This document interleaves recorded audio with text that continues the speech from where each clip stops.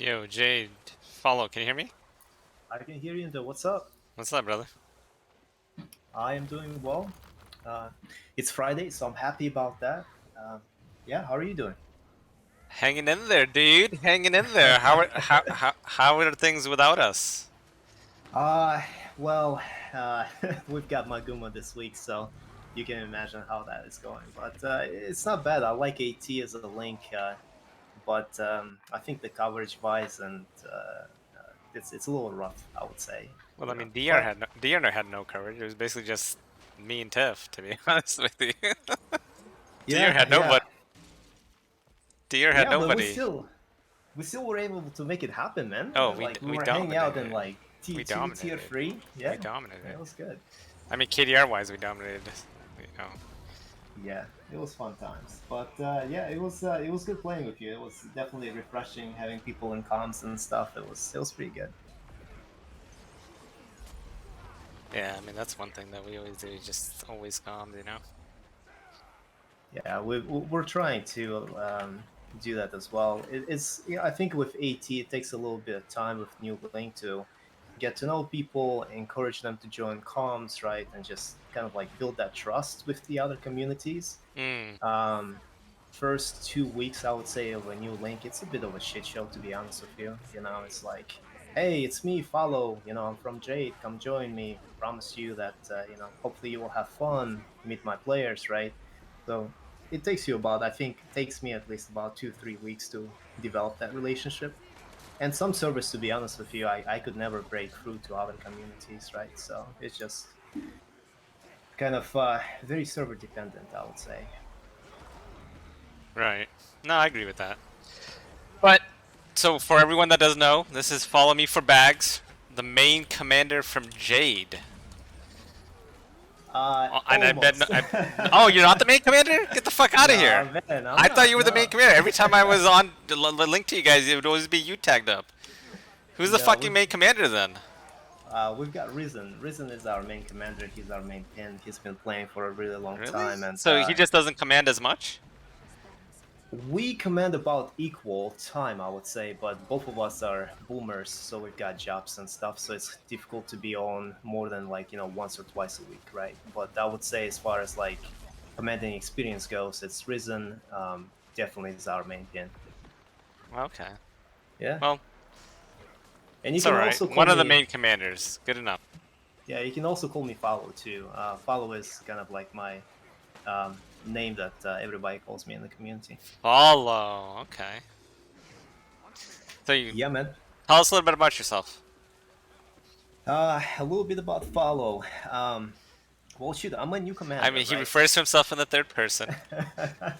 Exactly. uh, uh, I don't have a lot of history with this game. I played the game for about I'd say 8 or 12 months at the beginning, right? And during that time, I ran under tag Follow Me in Stack, and I was part of AG, which is aggression. So we did a little bit of everything back then, and then like you grow up, right? Life hits you hard. So I graduated college and went into workspace, and I didn't have a lot of time for MMOs. So I took a break until COVID hit, and came back to the game about a year ago. Actually, yeah, it's November, right? So since then, since coming back, I joined Jade, which is probably the biggest. Well, it is the biggest guild on JQ, and just have been having an absolute blast. So So you speen aggression, quit the game yeah, for a while, and now you're one of the two main commanders for Jade. yeah, we got three. We've got three total commanders. Risen is the head pin. Then it's me, and also a player by name of Sharks. So we've got three kind of like fight time and eight commanders. I would say in Jade, we kind of distribute pin roles pretty well. Okay. Yeah. And I'm gonna ask you this because I've asked every commander because I'm taking a bit of a an informal survey here. Okay. What do you do IRL? And the reason Mm. I'm asking this is thus far, every single commander that I've interviewed thus far, you're the seventh, but thus far, Uh the huh. record is 100%. every single commander that I've interviewed is either in a executive, supervisory, managerial position in their work, or the one individual who was in school is actually a member of his student government. So IRL, they're all in positions of Wow. leadership. No shit. All No right. shit so far. So what Um, do you do IRL? I'm not gonna break that streak. So IRL, I am a senior product manager, and I run a software organization for a company out of Bay Okay. Area. Yep. Fucking 7 for 7 then, my friend. 7 for 7.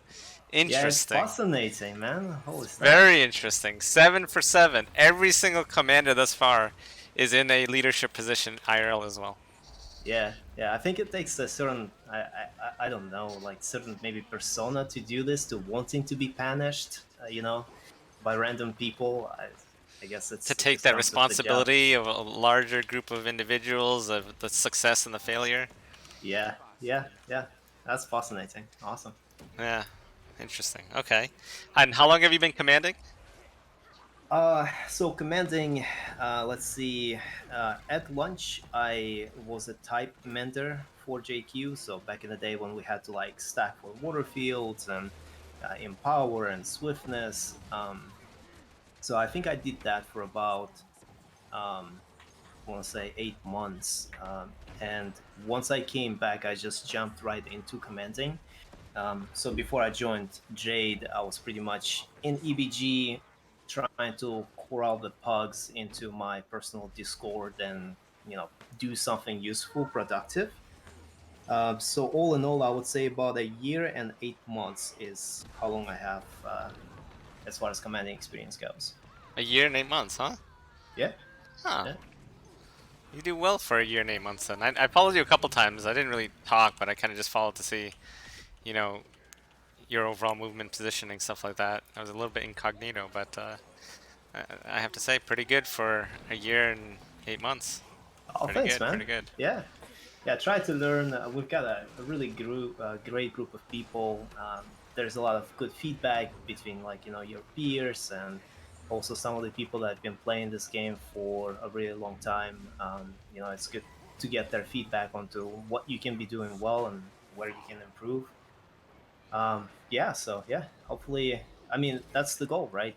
You improve individually and as a group every single time you play, right? So Agreed. I mean, I tell my guys every time, like, we should always be improving. Even as a commander today, and I've been commanding since fucking release, like hardcore commanding since release, both as a pug commander and guild driver, uh-huh. and through other games too. But I learn something new every day too. Like, in case I make a fuck up or my timing is off, or maybe I fight something different.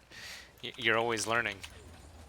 Yeah, I think that's the uh, what's the how the best way to explain this? Just the replayability of this game, different challenges that you face. That's the reason why people play this game. No fight, no engage is identical. I don't think I truly don't believe it because between the different people that you're facing and different people that you have in your squad, right? Like it's so unique. This game is so unique, and I think that's the biggest strength of Guild Wars 2, right? That's why I play it certainly because it just gives me that variety. Agreed. Whenever I'm fighting, I always fight the commander. I don't fight the way I drive changes depending on whom I'm fighting. Every time. Every time. Yeah, yeah. You keep putting those videos up, man, because that's what I do typically between like before we go into a matchup against you guys. I'm like, I gotta watch in those videos. I gotta see his timing and calling. Oh, okay. Gotta So do a now I little gotta bit of stop doing homework. that because you're using my fucking videos against me. Alright, so now I'm never doing that again. No, keep doing it. It's a good teaching tool, right? It's just like I wish more commanders did that. Now I'm never streaming again. Although to be honest, I've cut back on my streaming for like the last 3 or 4 weeks since they announced alliances and we're gonna do alliances. Uh huh. I've been doing Uh a huh. lot more in-house training. So every single raid, you know, or not every single, say 90% of our raids for the last 3 weeks have all been private raids because I've been focusing a lot on training up the people in the guild, getting them ready for just alliances. And I haven't been public pugmanning all that much. To be honest, every single public pugman session I've done in the last 3 weeks have been just before like a commander talk radio interview. Uh huh. Otherwise, Well, I've cut that's down on my smart. pugmanning. Yeah, that's smart. We're doing the same thing essentially versus focusing. I know there's a lot of people that are talking about alliances who they're going to pair up with. Um, Frankly, Jade isn't focused on that right now. We're focusing on individually, like and as a group improving. So every Thursday night we've got training. Our trainings are actually open to the entire JQ server as well as the Link server as well. So what we're trying to do is we're trying to improve our individual skill set and our group skill set as well, group movements, right? Everything, the basics, because we have so many new people. A lot of people think that Jade is a really big guild, but it's important to say that in March this year we've only been fielding 15 players, right? So all the growth that you see over the last few months, right? Like all of those are new people, right? So we've got a lot to Wait, as a Jade group. is a brand new guild. You've only been around since March 2021. No, let me clarify. So the guild was actually founded in 2019, but as early as March this year, we were only fielding about 15 people in World versus World, right? Oh, but you used to Pugman though with those 15. But just Yeah, as a guild, you used to field only 15. yeah. I used to run open top quite a bit, but I would get, maybe 15 people in comms and I would say 20, 25 on tag, Right. right? So it wasn't by any means the scale at which we're in now, if that Right, makes right. sense. Because now Yeah. You guys put out at least 35 to 40 of like Yeah, Jade. yeah, yeah. If I run closed completely, I feel 35 reliably every single night, and that goes for every commander in Jade. Just our base, the roster just grew so much, right? And if we go open, which we rarely do now because we're doing the same thing as I think you guys on the OP are doing, we're trying to run more close and just bring our individual skill level up. Right. But if we go open, right, we'll probably get 50. I don't like Mm. doing that because those extra 15 people, like, I'm not trying to be super mean, but if they're not in comps, they're not really doing much for me, right? Right. It's more liability than actually usefulness, but it Yeah. is what it is. Yeah. Same with us. We basically we run about 35 to maybe 40, except for reset. Reset we definitely do 50-50. But all the other non for like the last 3 weeks non-recent nights were about 35 to 40. The hilarious thing is though, even though we're private and no one has known it until today because I haven't acknowledged it, but everyone still thinks I'm a map blob even though we're only like 30, 35, 40. Everyone still thinks I've been running a map blob for like the last fucking 3 weeks, and it's amusing to me actually.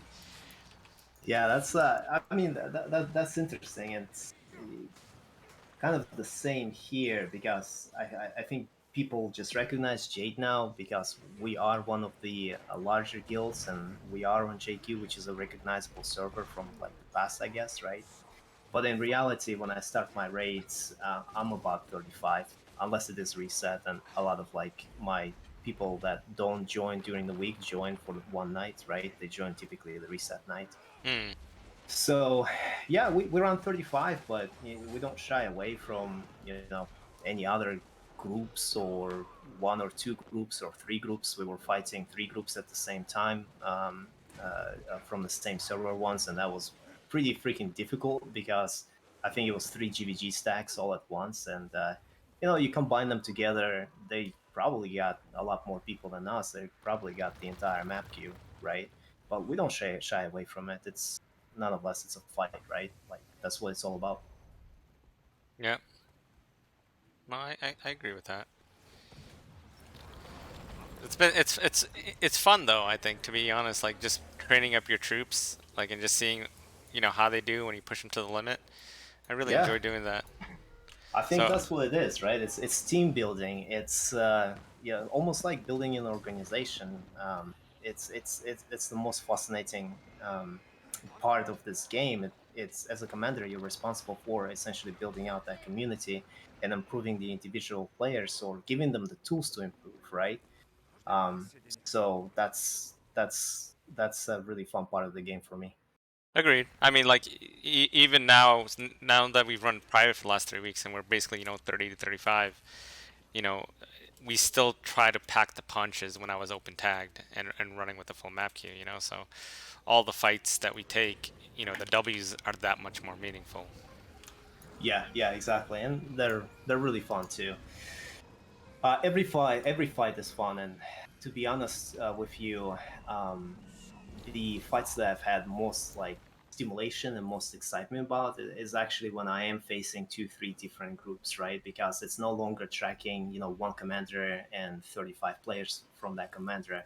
It's all of a sudden tracking multiple groups that can stealth bomb you, push you from a different direction, right? So like your positioning is extremely, extremely important. Your mobility is extremely important. Man, that's just it excites me so much. I love it. Yeah, for sure, for sure. It's a lot of fun. A lot of fun. So what class do you drive on? Uh yeah, so back in the day, I used to drive on a Spellbreaker, and I think that's still my favorite class to play in the game.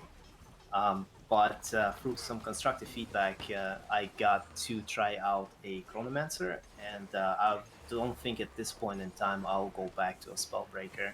Chronomancer is just, I mean, it gives you so much utility as a pin, it's hard to replace. I don't know if there's another class, or maybe if you do know, if there's another class that can offer me this much control over the battlefield. But Chronos, like, it just feels natural as a commander, you know? Yeah, it packs a punch for fucking utility. I think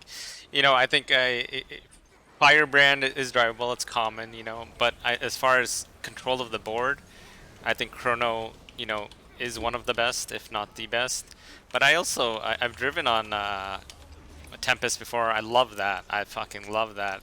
I've Oh, driven really? on Emo Druid before. I love that too. I think if they ever nerf Chrono, I would go drive on an Emo Druid or Tempest as my, Oh, my, interesting. my next Yeah, choices. Yeah, yeah, that's fun. I might try him up through it. That sounds pretty fun. it's good. It's for sure good. And what made you decide to be a commander? Is this the first MMO you've ever played? Large scale MMO? Yes, that's well. If you remember Lineage 2, I'm not sure if you Yeah, played it yeah. ever. I Yeah, didn't play it, but I remember it.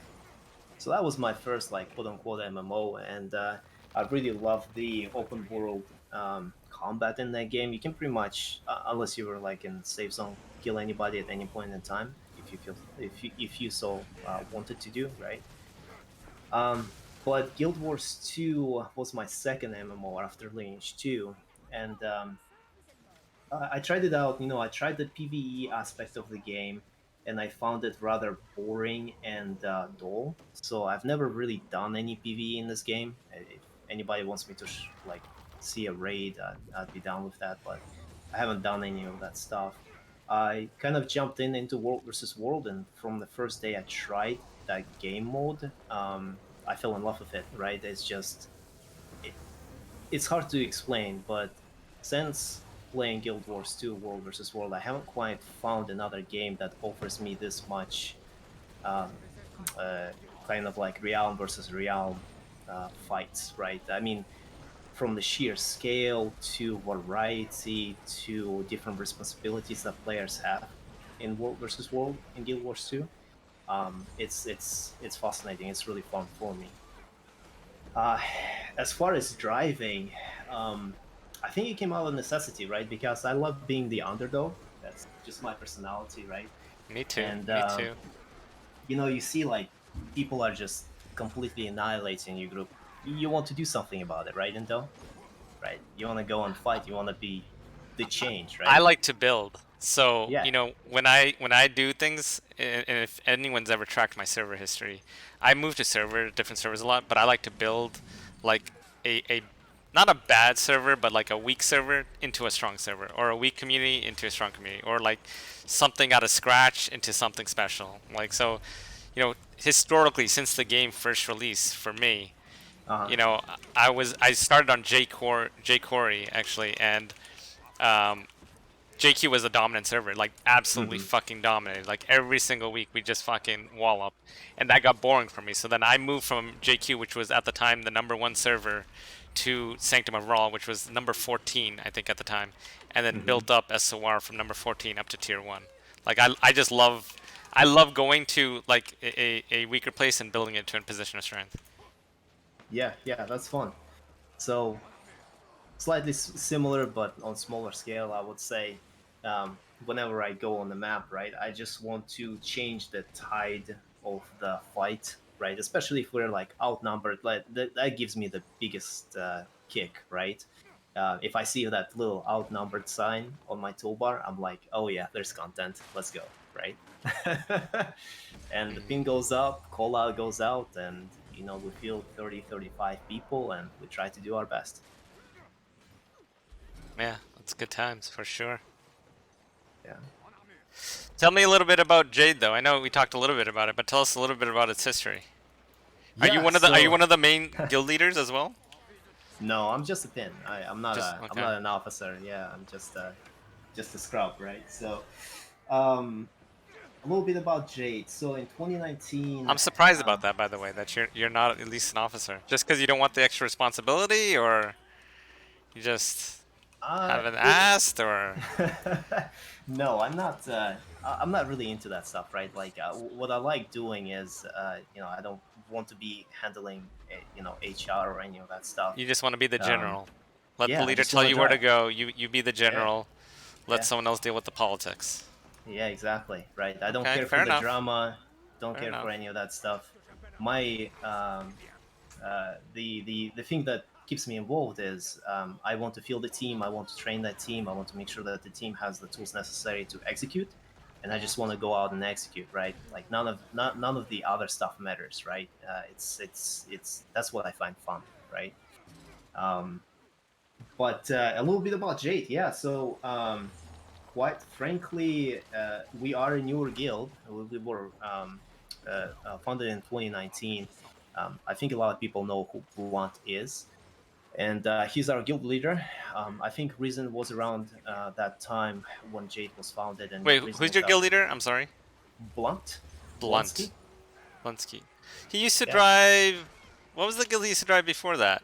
Uh, I'm not sure, man. That was like before what my time, I what think. guild was he in? Hmm. The name sounds familiar. Yeah, he's a really cool guy. I honestly I don't know, man. I haven't asked. Okay. Go on. Sorry to interrupt.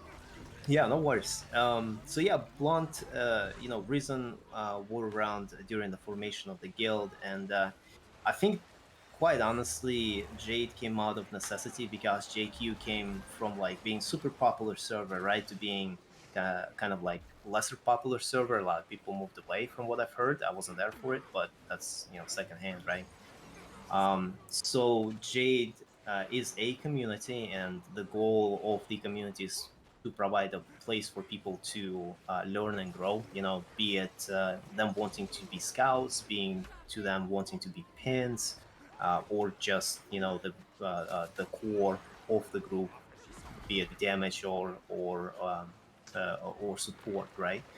So we don't have very strict requirements to join, and what we are aiming to do is just for people to find a place where hopefully they enjoy their time and grow with the guild, grow with the community, hopefully into a better version of themselves as a player. So that's the purpose of the guild. And from what I've seen, I think Jade got pretty popular pretty quickly, which is obviously really nice to see. Means we're doing something right, right? Yeah. I mean, you guys run meta, right? You guys run comp. You guys don't just run Mm-hmm. random shit. Yes, for sure. Yeah. Yep. No, I And mean, I saw the quality in the players when I was there. I think most of the Jade guys, they're definitely you definitely had the bell curve just like any other guild, no doubt about that. Every guild does. But I think more. Number one, the good thing you guys had for you is that at least everyone joined comms. Even your weaker players, at least they joined comms. So you could at least try with them. But I think on the whole, you definitely have you know better than your average set of players compared to other servers. Like for I example, like appreciate you right now saying. on NSP, like no one joins comps. Like NSP is a fucking like NSP is probably on the level of DB at this point. Oh Like to be no. honest, it's true. It's fucking true. I hate saying it because I don't like to fucking just like throw shade down everywhere. But one thing that I Uh-huh. look at whenever I go to a server or I'm linked to a server is I look at their comps participation rate. You know, like forget the skill. The skill, you know, is hit or miss, and it's like a bell curve, and you'll find that everywhere. But the biggest thing that you can see, whether a server is organized, whether a server is going to be competitive, whether a server has, you know, some quality to it, is their comms participation rate, and it's abysmal on NSP, dude. It is abysmal. Hmm. And I never understood that part too. You know, our comms, honestly, if you join our comms, we keep it civil.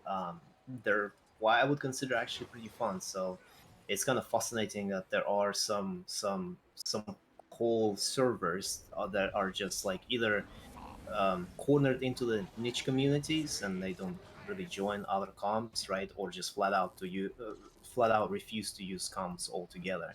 Um, I would say that I would take 15 people in comms against the entire map blob, right? Like it makes that much difference. Agreed. Um, so yeah, I just It's that's funny that you fascinating to mentioned me. that. Like, I think NSP falls into the former. Like, there's basically a niche community here, and then that's it. Like, beyond like outside of that niche community, no one's doing anything productive at all in the slightest. Like, Yeah, it's that's it's interesting. it's pretty it's pretty fucking obvious. And I think, you know, if you want to look at data, you'll be able to see, because someone was actually talking about it in the Twitch chat before you joined in. Uh huh. The NSP, when it was connected to SOR, like performed terribly. You know, KDR wise, fucking just tier wise, everything. Hmm. Right now, NSP, since it's been linked to DR, it hasn't dipped below a 1.0 KDR ever. Period. You know, never, never, never, never. It's always been above 1.0 KDR. We don't have coverage, but on Hmm. DR, if you're running your pin, all these DR players will join your comms. They don't care. Like they'll just join and support whoever's pinned at the time.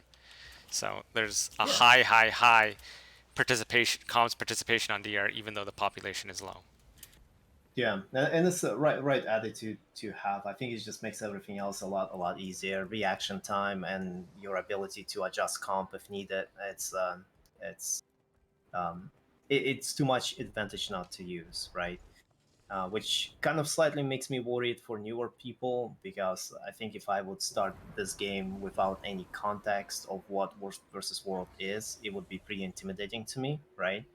Um, that's why when we put out our call outs for comms, we try to make it friendly, right? Like we're not here to yell at you. Come join our community, shoot the shit with us for 2 hours, have a good time. You don't have to even speak. All you have to do is just listen, right? If you want to speak, you can speak as long as you obviously don't say anything too offensive, right? Behave yourself, essentially. So there's literally not a reason not to join comms, but by joining comms, you just gain so much more. And you, as an individual player, your survivability just goes up through the roof. Your reaction time is faster, and you can stay closer to the pin because you know where the pin is heading, or what this pin is intending to do, right? So that's what I try to tell people. But for example, with AT, it's hit and miss. I can tell you now, for the past 3-4 weeks, majority of the players that I play with in comps are my Jade players or my JQ players. Right? I can't get a lot of ET people into comps for whatever reason. Yeah, I learned that lesson from being linked to DB. So about 3 links ago, we were linked to DB for 2 months, and I like after the first week I saw it. Like DB is just an ass server. Like that's one of the worst Oh, servers in the game. I'll say it straight up. That's the one server that I have no respect for. It's an oh ass man. server. It has a toxic fucking community. No one does anything productive. It's all like probably players that are just they have this self-righteous, selfish attitude that they don't want to improve. And after like week 3, because I gave it a good 3-4 weeks where I was just trying every day, pug manning, inviting, pug manning, inviting, pug manning, inviting. Like I invested so much effort and time into DB, and it was just like fucking trash can. It was just a Oh god. fucking hot mess. I was like, all right, you know what? Lesson learned. So after that link, you know what I did is I said, all right, Uh-huh. fuck it. From now on, DR is gonna be the most independent fucking server. Whenever I tag up, Tiff tags up, or anyone from OP tags up, we do Hmm. not need anyone from the link server. It doesn't fucking matter who we're linked to.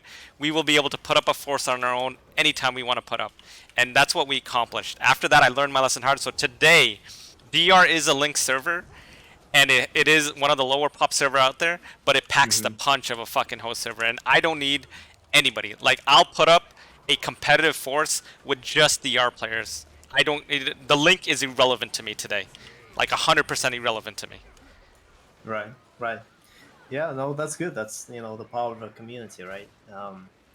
It's to me, it's fascinating why some servers behave like that, and I think for the health of the game, I'm really hoping that with like alliances and some of the other things that ArenaNet is planning to do, um, it gets a little better, right? Because you don't like imagine being a new player, choosing DB as your server, right, and then trying world versus world, right? And just being In the farmed my for 15 two, three, high. 4, 5 hours straight, right? That can't be good, right? Um, so I've played against DP, and what I can say is we had to start taking off equipment mid Oh through the raid. no. Yeah, it was no pants, no. I don't know what I had my team take off next, but it was just I don't know. Not to throw shade, obviously, even though I'm throwing You know shade. what? That's more BM than me, bro. Like I'll just call him trash, but I don't take off equipment. Yeah, that's just straight fucking BM. You have to make it competitive, Oh man. no, You you're gotta make taking it off challenging. equipment against Dragon Brand, bro. Oh Lord Almighty. Yeah, but it was fun. We still had fun, right? So it is what it is. But I do feel for those communities because I'm not sure if it's like, look, obviously they've got people, obviously they've got Oh yeah, they users with definitely got people. experience. They got tons of Yeah. people. So what the hell is happening, right? Like There's no it's a organization. server. There's no leadership. Yeah. No one has decided. Hey, I'm gonna be the pug guild or pug community of this server. It's gonna be that responsibility is on me to make everyone, become a better player, make the most out of World v World that allows us to get out there and be competitive. You don't have to win every fight, but at least be competitive. So if you're at least competitive, you have fun in this game. If you're just a fucking speed bump, no one's gonna have fun just getting run over like over and over and over again. Like make it at least competitive, right? You don't have to win. Once again, you do not have to fucking win every fight, but be competitive. Yeah, yeah. And I think to add to that, I think willingness to improve, right? Because there's one thing I've seen a lot of people in real life and in video games, they try to do the same thing over and over and over again, expecting different results, right? Oh That's the my wrong god, that's what attitude. I say. Did you steal that line from me? No, Did you man. steal that line from me? Do you know what I tell my guys all the time and when I pugman? The difference What? between a good player and a bad player, the good player will change, what they're doing after they lose or wipe or die. The bad player keeps doing the same thing over and over again, expecting a different result. That is the difference between a good player Yeah, and a bad player. yeah. You gotta learn, right? So, like we do some things. They might sound I think you silly, stole but that from me. You nah, stole that man, from come me. on. Do you guys also do video reviews after fights? No, I just so Yeah. for my public pin, I Uh-huh. walk a very fine line because when I pugman, I don't go hard. I don't yell at people as much. I'm very, I walk a fine line because my expectation can't be that of a private pin, right? But when I'm private pin, Mhm. I go off on my dudes when we fucking lose or we fuck up or we make mistakes. Like I'll yell, I'll fucking throw out a little bit of rage. I'll fucking, we'll go over the fight, where we fucked up, how we fucked up, etc. And then we move the Uh-huh. fuck on. But I when I'm public pinning, I don't do that because my expectation of when I'm open pug manded, I don't think it's fair for me to yell at pugs or expect very much out of pugs, right? But when I'm Right. private pinned, we go hard to the paint for fucking private pin. That's We try to really bring our A game, and we try to play very very well. And if we wipe or lose, where we could have done better, and the fuck up is on us, we'll fucking have a little fucking chit chat about it, um, have a little sesh about it, go over the fight, and then move the fuck on. yeah. Yeah, no, that's good. I think that's where I can do better because sometimes, like when I do run open, and yeah, my guildies can probably tell you, but I can get pretty lit pretty quickly. But it's in the spirit of the competition, Yeah, yeah, and yeah. I don't mean it. I'm the same yeah, way. I don't mean it negatively. Like no one should ever feel bad when I'm fucking yelling. Like, yeah, because after I'm done, after that fight, like 2 seconds later, I'm over it. It's done. yeah, yeah, and it's like sometimes I call my I tell my people that we're just playing like shit, like we're just cheaters right now, and that's on us, right? It's not Dude, you That fucking you that's the same thing I say. I was like every time we lose, I don't make excuses. Like there's a lot of commanders out there in guilds and groups out there be like, "Oh, they have 50. Oh, they're pin sniping. Oh, they're right, right. comped. Oh, he's fucking got trained people. Oh, like the 50 million excuses out there that people use. When we lose, I tell my guys we played like fucking ass. We played like fucking shit. That's why we lost because they played better, we played like shit. And that is why Yeah, we lost. That is the only but reason but why we that's lost. that's evident too because you can see it, right? So like for example, if you have a fully comp squad of 35 people, right, and you're going up against 40 people, and you get one pushed, and five of your people get locked down, right, and they die. That's not the other group didn't do anything super fancy, right? The reason why those five people got locked down is because maybe they didn't have stab or we didn't break them out of stun, right? And that's on us. That's not like what else are you supposed to say, right? That's us not getting stab out early. Stab determines a lot of the engages in this game, probably all the engages, right? Because you will have groups that are trying to take small bites out of other groups, right? And in order for us to be able to do that, Who would we do need to that? perform, Who would take small bites right? out of other groups? Who the fuck would ever do that? Come on, man. I like that play style. I Oh, must admit. who Small would ever victories. take small bites out of another group? Certainly not me. Hey, if you pull five people, if you pull three people, right? And that's why I tell my group, if you pull three people, that's three people you don't have to worry about in the upcoming engage, right? Like, and you can pull a firebrand who's not paying attention. You can pull a scrapper, or sometimes you can pull a pin if they're fucking off into Narnia, in front of their group, right? And you can just get rid of the pin and. Now, mind you, we're not pin sniping, but if pin is out of You use position without Narnia. Are you stab, sure you haven't fucking secretly been stalking me? Because I use that all the time. What are you you guys all use in Narnia. fucking? Yeah, you guys in fucking Narnia. Get on the fucking pin. What are you guys doing out in fucking Narnia? Really? I say Yeah, I fucking off say that into all the fucking Narnia. time, bro. Fuck, man. Maybe. Can you guys Maybe. stop running around? Can you guys get up in? Fucking do like so and so. You're out in fucking Narnia. Get the fuck back on pin. Yeah, I'm gonna have to switch out that call to something No, nice, use man. it now. Because it's Fuck getting it. awkward. Use it. uh, I'll yeah. let you license it. I'll let you license it. Yeah, we gotta talk to the whatever the movie production company for that for that That's movie funny. is. Yeah, so but at the end of the day, right? I like that's one of the things I have to, I think, improve on, is because my public rates, they can get heated sometimes, and I think that's what discouraged me the most, right? Is when I have 50 people in a comms, for example, because we are running open and it's free to join, right? And all of a sudden you see that trickle down to 45, or and below that, right, like 40, for example. We kind of even out at that 30 or 40 member uh, uh, roster for meta runs, right? But that shows me like maybe those 5-10 people, they don't like the challenge, right? Or they expecting to get carried, right? So that's what gets me a little bit heated sometimes, and I'm fully aware of that, and I think I need to be nicer to people. But we've got our own flaws, right? Everyone's got their own flaws, right? So My philosophy is this. You know, everyone is trainable. So when I'm pugmanding, I have a higher threshold and tolerance for fuck ups. I don't yell as much. I have a very reasonable expectation for my pugmanding when I'm pugmanding. Very, very reasonable. When I'm private pinned, I'm assuming that everyone is there that is playing with me private pinned wants to right. fucking do big things with a smaller number. And if that is your mentality, that's why you're there. You want to play as a team, you want to bring your A game, and you want to get shit done. If that's the case, then our expectation for ourselves as individuals and as a team should be higher. We should all be holding each other to a higher standard.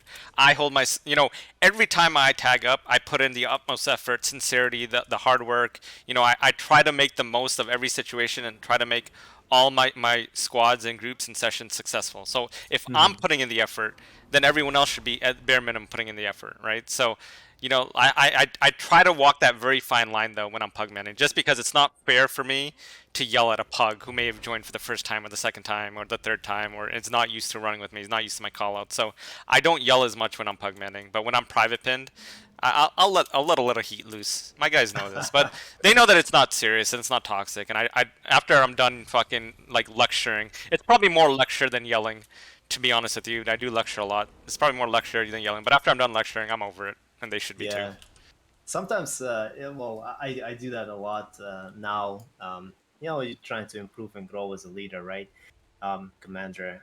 So I started doing like this video reviews, right? So if we're having a really, really, really rough time during a night, then we do like OBS playback, right, or whatever the other software is, NVIDIA Shadow Play, right?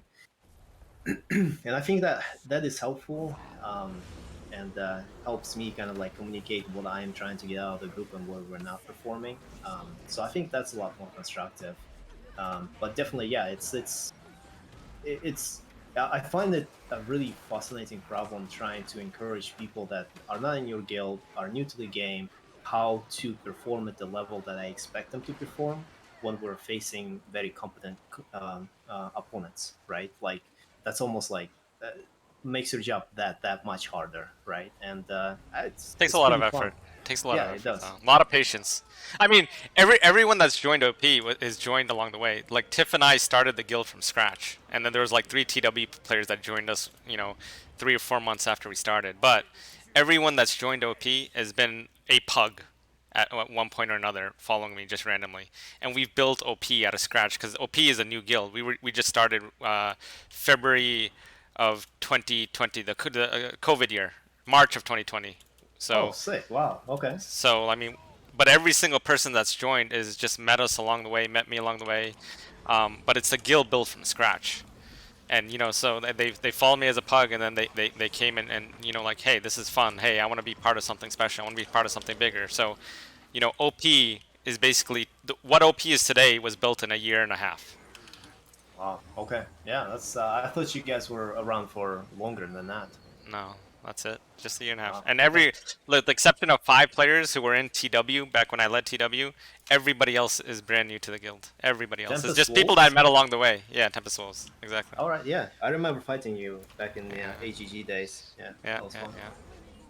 I was the guild leader of Tempest Wolves for since '01 till uh, November 2019. October Ah, 2019. all good times. No target cap times. That was Mm. truly special times. Toxic times. Toxic times. Oh, come on, man! Taking 25 people in and just wiping the floor with everybody. Oh, Just load up on fucking a bunch of Zerker fucking Guardians and spam staff one. hammer time, Let baby. stab that lasts forever. Fuck it. Just Yeah, send it. yeah, yeah. That was fun. That was very aggressive gameplay. I enjoyed that time, but I understand why they made changes. So But yeah, I mean, I think that's what a lot of people just don't understand, and it's good to see that you guys, do that. You really try to make new players feel welcome, because I think that's what's missing in this game. You can't be competitive in this game anymore without being part of like a community Discord or something like that. Whether it's a guild Discord, community Discord, you just can't be competitive without voice comms, some type of voice comms. yeah, I think that's the biggest challenge that they have to solve, right? Like, imagine yourself, probably what ArenaNet is doing right now, and I might be wrong about this, but that's what I would do if I was them, is I'm prepping the entire game for release on Steam, right? In order to do that, you have to scale the game and make sure that the infrastructure can handle it. But also, I hope that they are also thinking about how to make a lot of these modes, PvP, world versus world, accessible to new players. Like I said earlier, right? Imagine coming into world versus world with no context as part of a cloud, and then facing OP or Dead Or or Jade. Jade or Flux, right? You're not gonna have a good time. You're not. Yeah, you're not. And if You're you're not. not going to have a good time, chances of you coming back as a new player to this game mode, which ultimately we need new players because that's our bloodline, right? It's not going to be good. Agreed. So, Dude, I say yeah, that all the fucking time. Follow.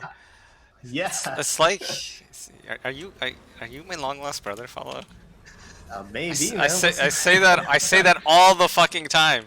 That when you join into this game mode as a new player, unless there's a pinup that is on comms, spamming out the Discord, spamming out the Discord, spamming out the Discord, trying to get you Mhm. in comms, it's so hard to learn this game mode and master it. It's so hard to be competitive. And if you're just getting wiped over and over and over again, you're not coming back. You're Yeah, not coming exactly. back. And to build off of that, right? The time that it what is the incentive for that player that doesn't know any better how important it is to join the comps, right? That incentive is not communicated anywhere. Like your curiosity has to um, get the best of you in order for you to install Discord, join that server, right, and listen to that commander, right, and then depends on the community that you join. That community might be great, that community might be shit. You just don't know, right? It's a community, right? But it's like a leap of faith as a new player that you have to take in order to be decent in this game, right? And that's a lot to ask of new players, right? And I think that's a pretty fascinating problem that hopefully ArenaNet is thinking about. That new player experience, especially in like established game modes like World vs. World. So, I don't um, know what the answer is though, because I think that it's good to have more competitive players on comms. Like, I don't want to dumb down the game where you don't need it. I think needing some type of communication is good because makes it a very competitive game mode. But what I think that they could do to walk that fine line is to like promote and support all these community discords that are out there now, because every server has one, right? Soon to be shard, so make it that every shard has one, yeah. and spam it out. But the other thing that they could do is they should make hotkeyable commands for a commander pin, like where you can just like Hmm. a wheel mouse where it says stack, stability, pushing forward, super speed. Like, make it so that all they gotta do is just hotkey, and the commander could just put out the basic commands. Because if you really think about it, long as you stay on pin, you could break down commanding to like 10 commands, quite frankly. And if there was hotkeys for those 10 commands, you could text man. It won't be as effective, but it's better than nothing. Yeah, yeah, you could do that. Like, where if you God, hit my if fingers you are hotkey cramping like up. stability to num1, fine, and then fucking everyone, most MMOers play with like a 12, 16 button mouse, whatever. So you could Yeah. hotkey all these commands, or like a wheel mouse for hot commands, something like that that could kind of bring up the text commander to a higher level. Because right now, especially with squelching and fucking, like, you Hmm. spam out the same thing 4 times and you're fucking muted. Like, great. Fucking good job, ANET. You That can't really pisses me text off man. quite a bit. You Yeah, can't that text man. pisses me off. You know, and what I'm trying to do as a commander, right? Like, I'm not trying to spam people. I'm literally posting my Discord link over and over and over again, like maybe every 15 minutes, right? We only run for 2 hours, right? So I'm sending what a total of 8 messages in those 2 hours, and I get freaking chat blocked, right? And Yeah, it's then I garbage. have to It's figure garbage. out, yeah. So you know what? Going back to your topic about the comms, I don't think there's a way to replace voice comms and just how effective those voice comms are. But I think if ArenaNet, so going back to the shards idea, right? Like ArenaNet has public Discord servers, right, that are associated with shards, That's actually an like, interesting idea. right, like Yeah, yeah. promote that, and Why, maybe it's and moderated. they don't have a fucking Discord at all. Like, they could pump and be one of the largest Discords out there, and then make a Discord channel for every shard, and then also make it so that you have to API verify, so you don't have Hmm. trolls and people spying, and you can only join that shard if you have a fucking verified account on there. Easy Yeah, peasy. yeah, yeah, Like, why exactly. And don't they then fucking do that? I don't know. They have all the tools necessary. I don't I think mean, they're like, gonna the post them against closest thing ping. to a pug Discord is my Discord, where that has like fucking like 4,500 people on it, where just different people from different servers playing on it. But that's something that ANIT should have fucking done, quite frankly. Yeah, And there's yeah. games out there that have official Discords. And there's games out there also that nowadays have voice chat too, right? Isn't New World Yeah, supporting voice chat? yeah, but ANIT said that they're never gonna do voice chat. I don't think they have the technology. They they Yeah, s- they said that's they said multiple times they're never doing in-game voice chat. But that would be awesome. interesting. That would be awesome. I agree with you there. Yeah, I think like and I would really like to understand why ArenaNet can't do it. Like maybe it is infrastructure issue and they just don't have the technology to push something out. Well, but like if you're thinking about breaking down the barriers for users to use your product, right? If you don't have to install Discord and fuck around with going into a server, right, and getting authenticated through an API with the server, if the voice chat is there for you, that just provides so much better experience for you as a gamer, right? You join a squad and all of a sudden you can hear the Agreed. commander very Actually, clearly, yeah, that's right? beautiful. Yeah, yeah, It's yeah, engaging. 100%, bro. It's 100%. engaging. As soon as you join the commander squad, you're automatically opted in into the commander voice chatting game. Done Yeah, fucking deal. Done yeah. fucking deal. 100%. You're the And first I commander think that suggested that idea, and I love it. I fucking love it. let's fucking do it, right? ArenaNet, you hear us? And you don't have to do it across like every game mode. Just every time someone like you can, all right, do it across every game mode, but just do it, attach it to squads every time someone Mhm. joins a squad. Yeah, I'm sure. I'm sure there's a way to do it. I'm sure there are games out there that have already done it. I mean, like you play shooters, right? I'm a FPS scrub on my off time, and there's literally every single, even Battlefield has freaking voice chat for however many players there are on the map, right? And like, it's expected in this day and age to be able to communicate over voice, like really, you know. Agreed. So Agreed. yeah, It's a good idea. I like that. Every time you join a commander squad, you have the opt-in for fucking in-game voice comms. Done. Done. yeah, and No you barrier can to mute entry, man. people. No barrier to entry. Yeah, exactly. Um, hey, ArenaNet, if you guys want to license that idea, talk to us. You know, hey, we can help you implement it. um, but yeah, it's I think it goes back to that point that I'm kind of afraid for when this game gets released on Steam, is that it's going to get really popular for a few months, right? And then World versus World is going to go back to the stale thing it is now, right? When you have few groups that can provide content, right? And then everyone is just like either waiting in queue or running around and doing their own thing. Um, so, anyways, that's just my two cents on I it. think long as there's guilds like mine, guilds like yours, Flux doesn't really recruit anymore, but you know, SF, Hate. Some large pugs. There's some large community guilds out there that I feel like will always be welcoming to new players. Right? There's definitely a lot of exclusive guilds out there that just don't Yeah, want any new players. They only want the experienced players or the more experienced players. But I think there's enough communities like ours out there that will always be welcoming to new players and also be willing to put in the effort to teach, train, and give a hand up. But we just ask them to have the basics, right? Join voice comms, play a team-based class. Like if you're willing to do those two things, that I say this all the time. You take those two steps. I'll take four. I'll take five. Fuck it. yeah, If you're sincere about improving, you're sincere about playing. I'll even gear you the fuck out. Like I don't care. We'll run you through hero point trains. We do that all the time. I mean, we're ready and willing to be helpful to those that want the help and are willing to put in that team based effort. yeah. Exactly. And I think we will have the content, but what I'm trying to say is I want that content to be more, right? I want to have 20, 30, 40 communities like OP and Jade and Flux, right? And then you just have this huge variety and huge just abundance of content, right? And no matchup is ever the same, right? And for ArenaNet, like I it's they have a very special game. I've seen so many players come back to that game, to this game, right? After trying, things like I tried Arcade and I tried, like a bunch of first-person shooters, right? I have people that have tried, New World and coming back from New World because it's just not the same, right? The magic of this game is just the synergy and the reliance on your team, right?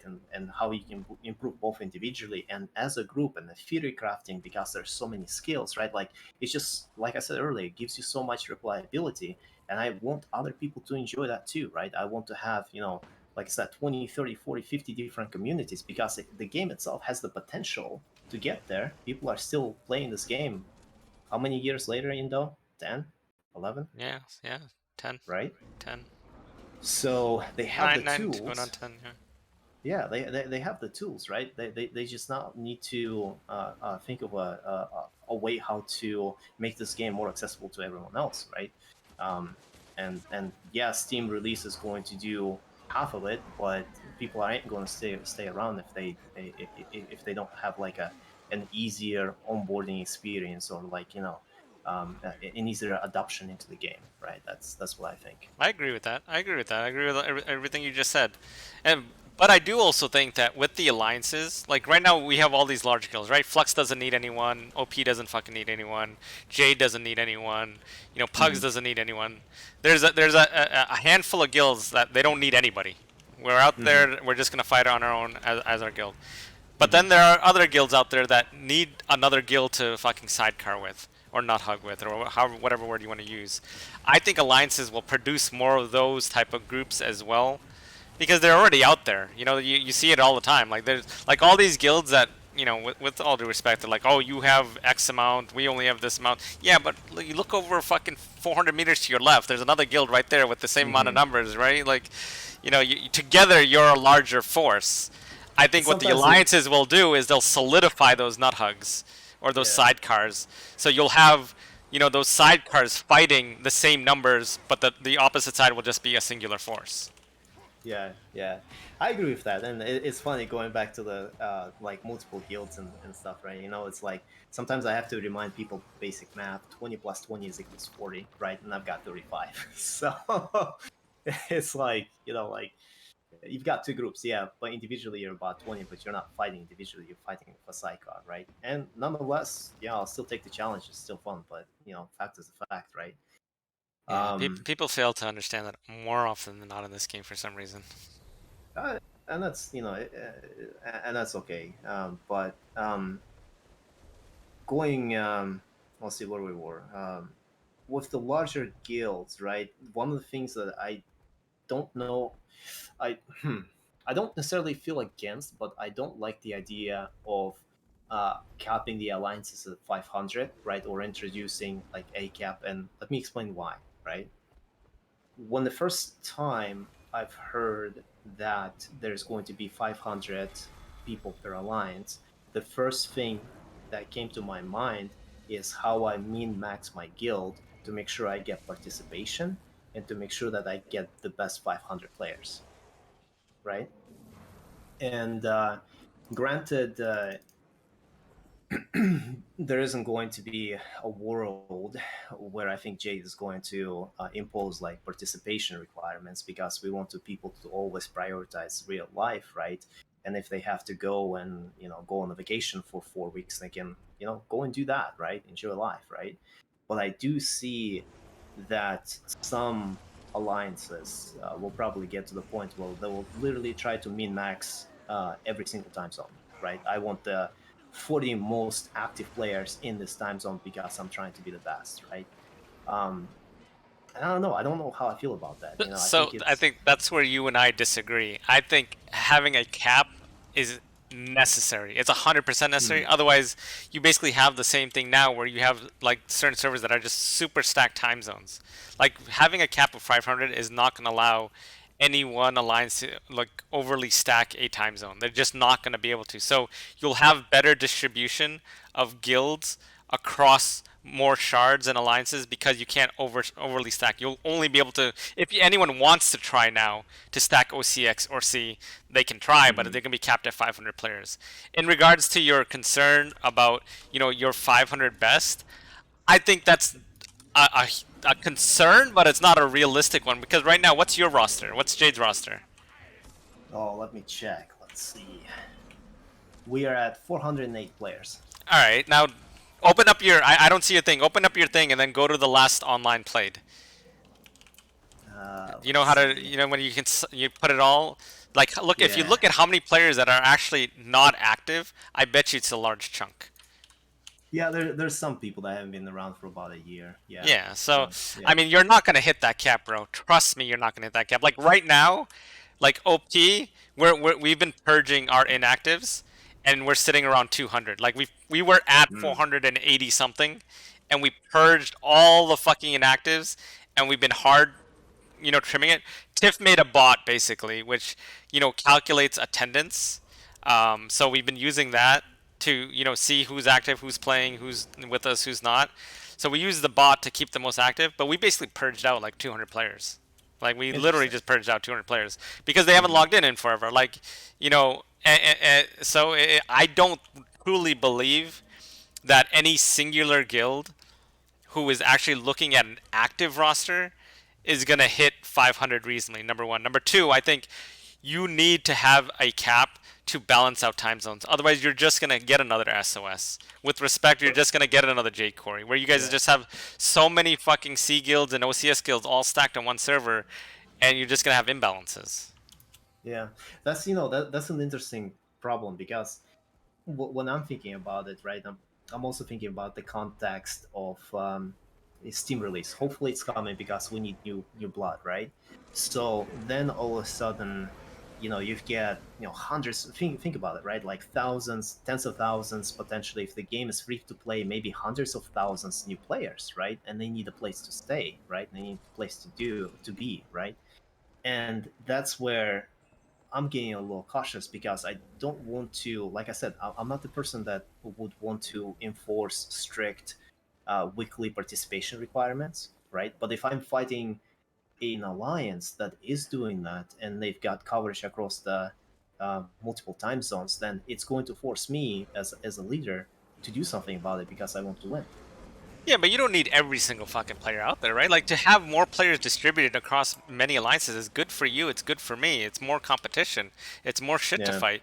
At the end of the day, we can only fit at most 50 people into a squad. I hate it. On reset, is one of the only nights ever that I get more than 50 in a squad. And it's actually on reset is one of the only nights that I get more than 40 in a squad. Typically, I'm 30 to 40. But Mm. I hate it when I have onesies and twosies outside a squad. Like I don't need every single fucking player in the game to come and join OP, right? We have a certain type of community, certain type of mentality, certain type of philosophy. It takes a certain type of individual who will love OP to its fucking bone, and this is their home, and they're not going anywhere. But I want more alliances out there. I want more guilds out there. I want more communities out there. So I'm glad there's a cap because if I Mm. wanted to, I could suck up everyone and their fucking mother. Like honestly, right? Like I pugman just that much.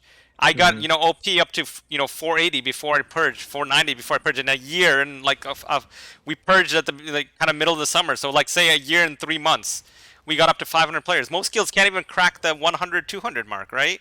So if you Mhm. allowed someone like me to have an infinite source of fucking players. At beta 1, I was gonna put up 3 fucking squads, bro. I shit you not.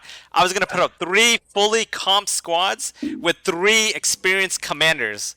You allow that for someone like me, I'm gonna exploit it to its max. You do not want someone like me putting up fucking 3, 4 squads on the regular with experienced commanders 24/7. You just don't want that. It's not good for the game. Yeah.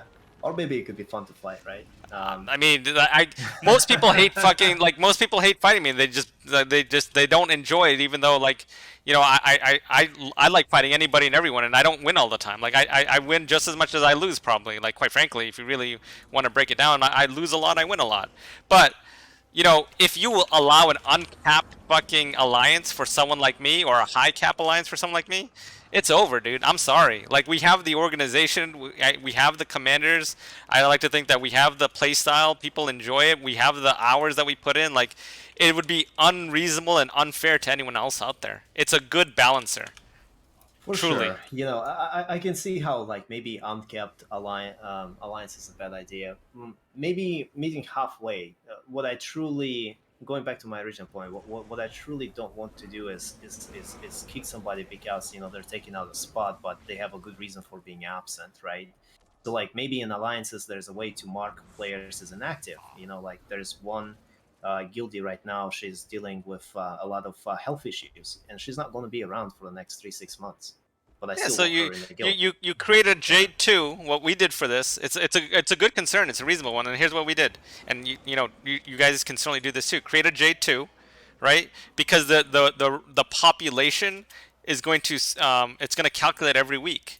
So like I told people that Mm. if you're not going to be around for a week, just let me know. I'll move you from OP1 to OP2, right? And then just come back to OP1 again once you're ready to play again. So they're not gone. You just manage. It takes a little bit more active roster management, but like any large organization, you just put someone on the task to roster management. right? If you Yeah, let them know yeah. that, hey, I'm gonna be gone. I Okay, you're see. gonna be gone. Here. Here's the invited OP2. Drop OP1. When you're back again, rejoin OP1. Done deal. Yeah, I see. I see that. That's a good idea. I think um, roster management is going to be pretty interesting to do. But hey, not And my and the problem. I don't and the manage guild rosters. and the guilds that manage and the guilds and alliances that manage their rosters well will be ultra successful. And it's just another caveat, you know, in my opinion, and another kind of nuance to make this game interesting and less Yeah. fucking, kind of, you know, 1D so to speak and basic. So would every guild then? So every guild is going to be a part of matchup, or does the guild has to be specifically marked for versus world? No, no, Do you every know? guild will be placed. Every guild will be placed. Okay. All right. Every guild player will be placed. If you don't mark a guild as your alliance guild, you'll be placed as a solo. But everyone will be placed by the time reset happens. Interesting. Okay. Huh. So, hmm. So the requirement for you then to be placed in a world versus world match is for you to choose a guild and or be active, or like No, you'll be placed even if you're not. But they're tracking the playtime hours in World v World. So say someone, so just let's just make it easy for us to understand, right? Let's just uh-huh. say the shard is 10 players. All right, just Right. to make it easy. And say on shard 1, 3 of those players are gilded, they go to shard 1. On shard 2, 4 of those guilds are played, they go to shard 2. Say another one is like 5 and they take up half the shard on the other one. Right? So there's 5 spots left on shard 3, 4 left on shard, or 6 left on shard 2, and 7 left on shard 1, right? So now they're Mm-hmm. going to fill it with guilds. All right, the first one was filled with alliances. Now it's filled with guilds. Now let's say the guilds, they don't put any guilds on shard 3. It's just the one large alliance. So there's 5 spots left. Say they put, two players worth of guilds onto shard 1 and then one player worth of shard, or the other way around. 2 players worth of shards on shard 2 and one player worth of shards on shard 1, right? So now each of the 3 shards are balanced to 5 population. All right? Mm-hmm. Between guilds and Mm-hmm. alliances, they're balanced at 5. Now there's 5 spots left for individual players. Now Mm-hmm. those 5 spots will basically be balanced on playtime hours compared to the alliance playtime hours. So say the alliance has super Interesting. high playtime hours, right? Say their playtime hours is 100, right? Mm-hmm. They're not going to put 100 playtime hours worth of individuals onto shard 3. Oh Do you see what wow. I'm saying? Okay. Yeah, I see what you're saying. It would be interesting to see if they're actually going to share the actual like statistics for the matching up, like the matches for those shards, right? I Like don't think I they'll share it prior to. I don't think they'll yeah. share prior to. I don't. There's no way that they're gonna share it prior to. But what they've already stated their basic algorithm in the beginning. It's basically gonna take into account Mm-hmm. alliances as the largest category, guilds as the second largest category, and then individual players as the third largest category, and taking into account play hours in World v World. So it will be pretty balanced. It will be pretty balanced, or should be anyways if they do it right. Yeah, interesting. All right, I guess we'll see.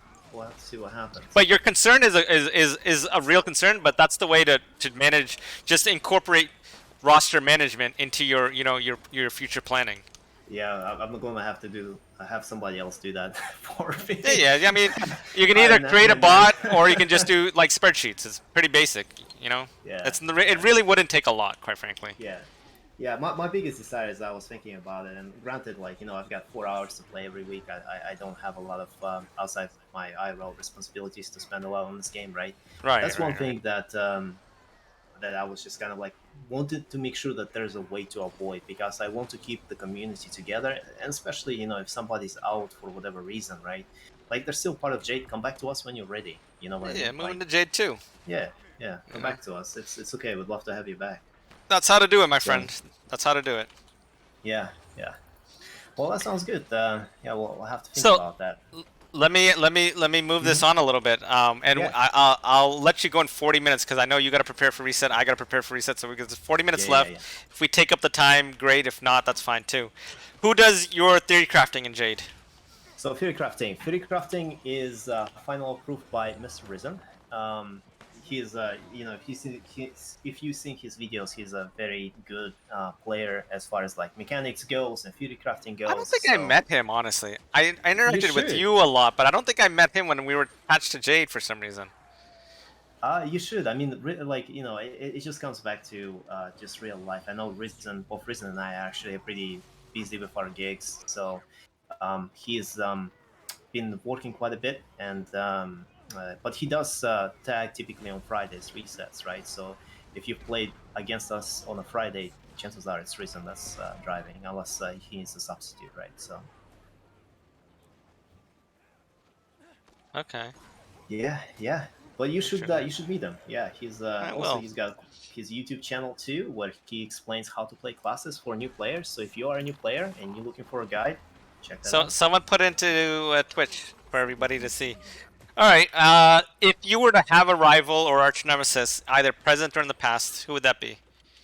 Oh man, it's that's a great question, huh? Shit. Honestly, any large guild, right? Like, there's a reason why we decided to grow, right? There's jack shit you can do with 15 people against OP, and that's just a reality, right? There's jack shit you can do against Flux or Pods with 15 people, right? So we had a come to Jesus meeting, I would say, or just discussion uh, at the end of Q2 this year, and we decided to figure out a way how to grow this community, right? So now we're at the point where, yeah, we filled enough players to stand our own, right? And chances are, if we run into OP, Dead, or Flux, or you know, a other large guild, at least we have a fighting chance, right? You just Um, be competitive, like we talked about yeah, earlier. At least be yeah, competitive. Yeah. yeah. So I don't like, you know, there's a lot of guilds. There's a lot of guilds out there that unfortunately restrict recruitment, and they are super selective. And then they, you know, complain about being wiped by a larger force, right? Or they complain about being wiped by, you know, a group that's larger than them. But there's literally nothing that stops them from growing, right?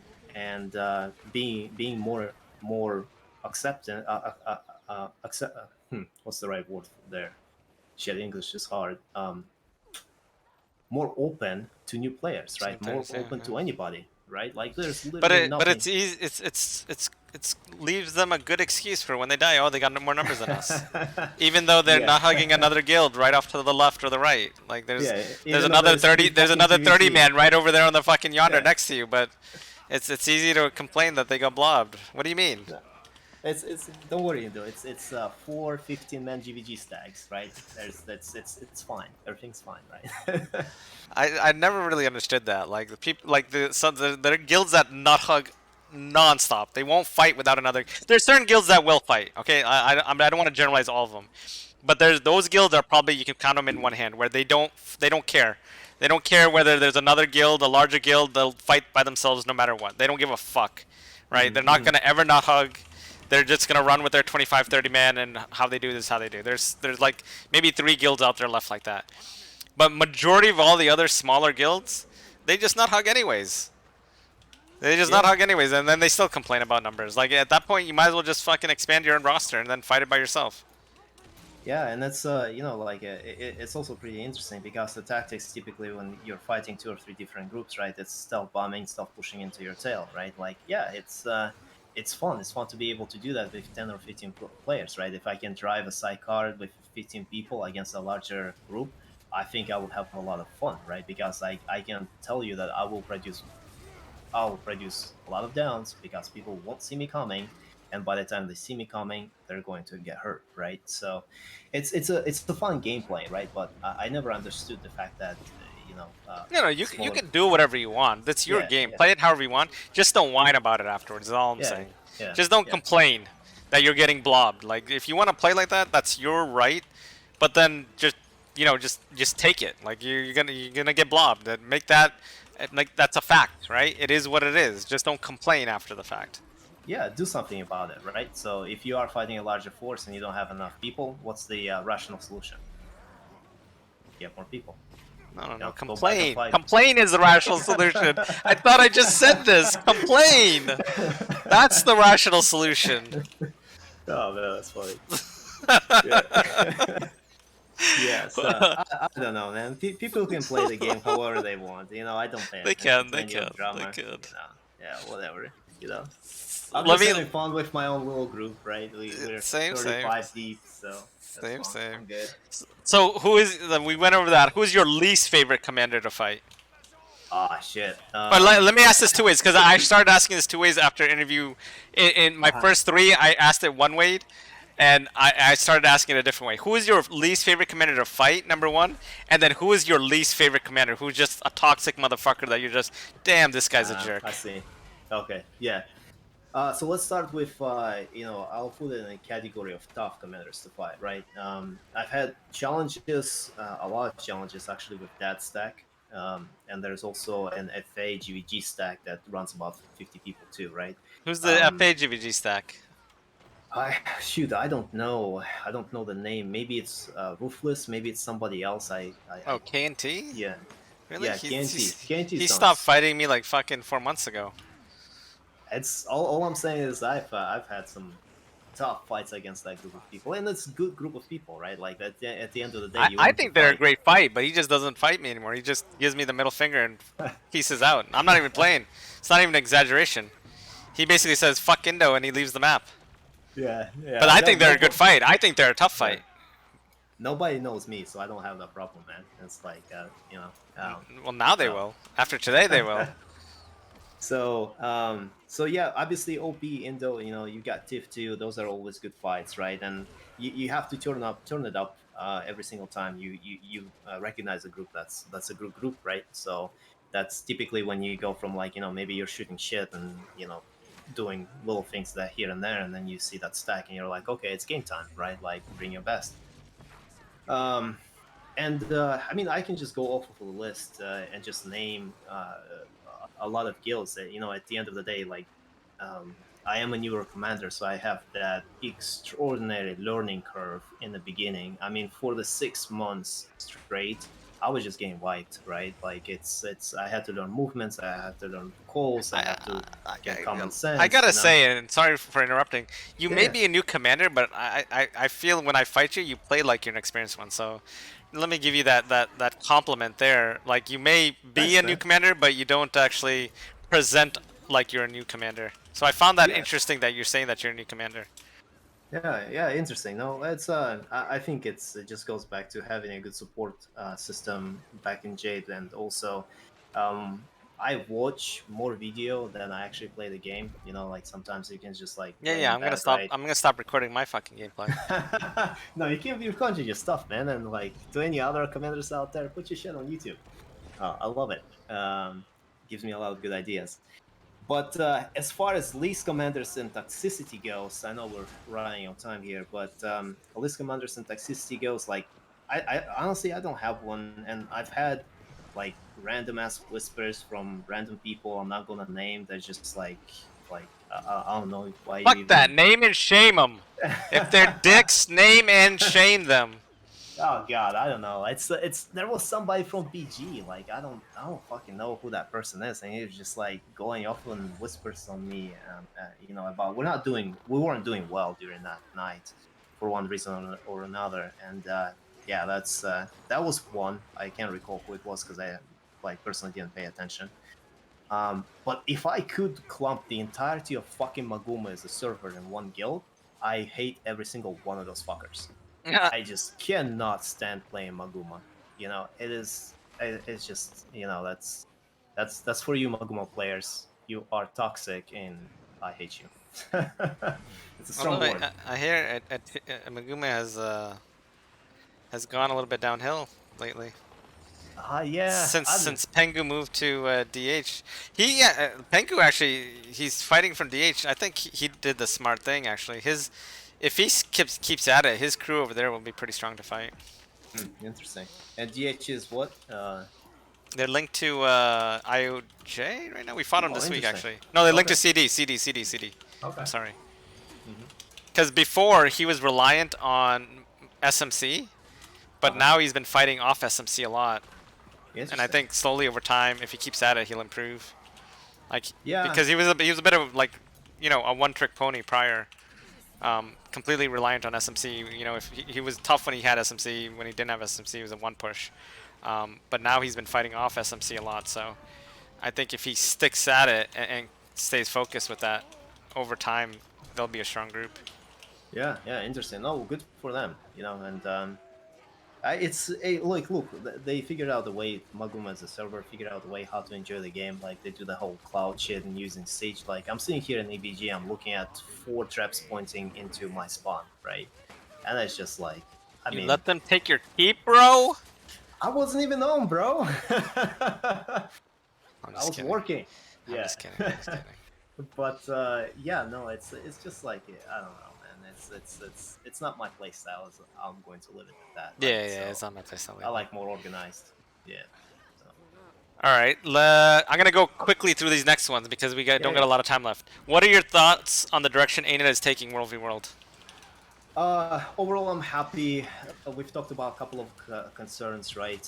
As a commentator, I really want to make sure that I have the tools from the ArenaNet to make sure that my community grows, right? And we went over some of the tools and what they could be.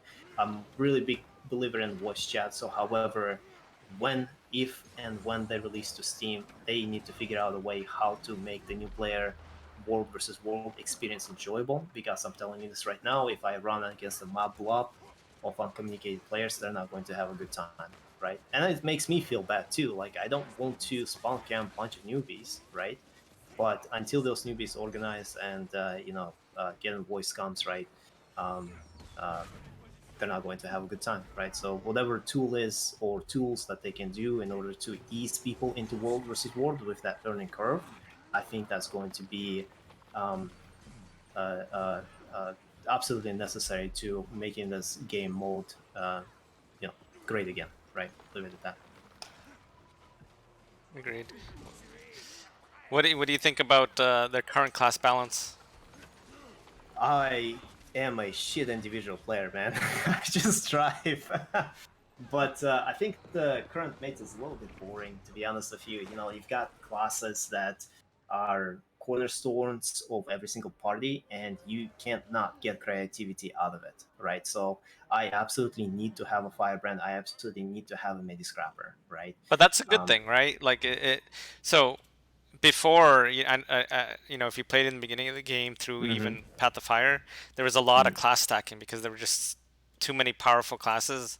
So people would just play one class, or like 80% of your squad would be one class, or like 60% of your class would be one. Your comp would be one squad. Now, I think, at least in regards to DPS, yes, they could do work on support. I think yes, they could do work on support because right now it's just like you said, Firebrand, Scrapper.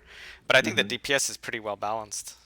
I think DPS has options, and that's what I mean by Yeah, the firebrand and scrappers. They don't have options. Those correct. people, my good firebrands. I'm sorry, my good firebrands. I'm looking at you, Mr. Dread, and They're stuck on everybody else. Firebrand. Firebrand jail. Firebrand jail, yeah. I've got Ular, I've got Little Man Darcy, right? I've got just Watermelon, all of the people that I expect to be on Firebrand and nothing else, because I trust them to perform their jobs, and I'm not going to put a newbie into a Firebrand position because the 4 people are going to have absolutely miserable time, right? It's a steep learning curve. Now, if we spread out that job a little bit and maybe give a couple of options for those classes to be augmented by other classes, I think that would be uh, better, right? Um, and also, just very quickly talking about the rewards system too, right? Like, I think it's absolutely silly that both firebrands and scrappers don't get anything out of world versus world aside from the enjoyment of running with a group, right? Agreed. So they need to do something about that too. They gotta fix it. And a reward system, I think we can spend the next 3, 4, 5 hours talking about the reward system because it's just not there, right? It doesn't reward people for playing world versus world game mode. I think they can do better.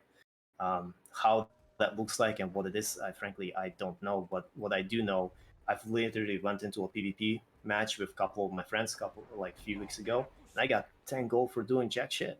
I was like, wow, that's neat. I was AFK half the time. I That's don't, funny. yeah, it's wild. I think they can do better, honestly, across the board. I agree. 100% agree with that. We talked about tools for commanders already. Anything on your wish list, just generally, that you'd like to see for World v World? Uh, Anything on the wish list for World versus World? I want combat to be more meaningful. Um, Hey, what in do you it mean needs by to that? uh, in it needs to figure out why people play this game and this game mode specifically. We don't Oh, okay, play, okay, okay. I see what you're yeah, saying. we don't play this game to, Hit keeps and doors and yeah, walls and shit. exactly. Yeah, That's not it, yeah, right? Like that's you not gotta it. figure out you got to figure out why people like you and me, why people like Sub the entire objectives, bro. TOP. Sub objectives. They need to bring back orbs. They need a King of the Hill event on a map. You know, they need a sub Oh, objective like SMC on every map. Not an yeah, SMC specifically, but a reason to fight on different maps. and like listen, right? Like you got sub objective, right? But make people invested in that sub objective, right? Like I I don't want another PVE mechanic. I don't play this game to do PVE. I don't care about killing a lord in a fire keep, right? I find that more as a thing I do in downtime, right? But make those engagements meaningful, and the way you make those engagements meaningful is that you make players invested into what they're building or what they're defending. Uh, new New World has the concept of base building, right? Like maybe you have something like that, right? Like make people and the alliances and the guilds that are part of that shard invested in the objectives. Make them care about the objectives that they have either captured, build, or whatever, right? Like give objectives a purpose, right? And don't please don't make it PVE, because if you make it PVE, then I'm just follow is going to be sad. I agree with you. I 100% agree with you. Yeah, hopefully ArenaNet agrees too. So, but we'll see, man. I would love to see sub objectives. I would 1,000% love to see sub objectives, man. Yeah, yeah, and again, not just like just the sub objective, but like meaningful sub objectives, right? Like, why does Indo care about that sub objective? Indo cares about that sub objective because XYZ, right?